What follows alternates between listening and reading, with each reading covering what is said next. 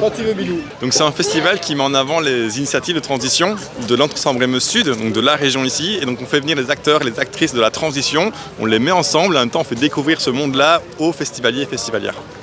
D'accord, et pourquoi vous faites ce festival?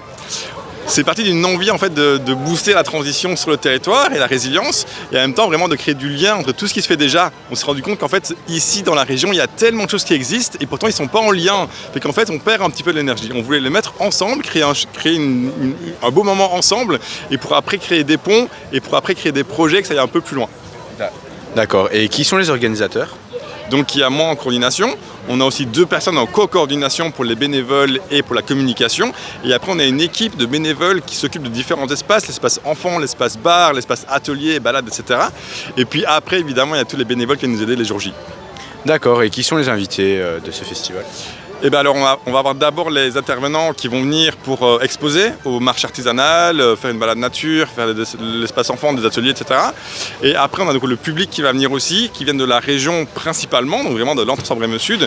Mais on a même des gens qui viennent de plus loin, de Bruxelles, qui viennent de Liège aussi, du Luxembourg, voire même carrément de France. Aujourd'hui, moi je propose une initiation jongle et cirque. Les jeunes et les plus jeunes peuvent venir essayer différents objets de cirque. Donc il y a bâton du diable, diabolo, bolas, des ballons de jongle, des anneaux de jongle. Et donc voilà, avec des jeunes bénévoles, on est là et on vient partager un peu le monde et faire découvrir la jonglerie aux petits et aux plus jeunes. Alors ben voilà, nous on représente le stand des Herbes Hautes, donc c'est une école démocratique et, où les enfants sont en instruction en famille. C'est une école démocratique dans le sens qu'il y a des réunions, les enfants font partie intégrante des prises de décision. Et donc là nous on est en train, on vend pour pouvoir prévoir des sorties pour les Herbes Hautes ou prévoir des choses un peu plus particulières ou acheter du matériel. L'école se trouve ici sur le terrain, sur le lieu du domaine. On a plein de petits articles qui permettent de diminuer un petit peu notre consommation et de vivre un petit peu autrement. Donc voilà, donc dans le festival Crescendo, ça allait très bien. Donc on vend des produits des producteurs locaux sur tout le territoire parce qu'on fonctionne via un e-shop. Et donc les consommateurs font leurs commandes en ligne et ils choisissent l'endroit où ils veulent qu'on livre leurs commandes parmi nos 8 endroits qui sont répartis dans tout le territoire du sud Sambre-et-Meuse.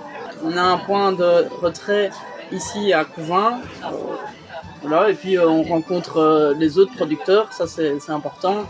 Et, à la fin on se connaît un peu tous. Okay.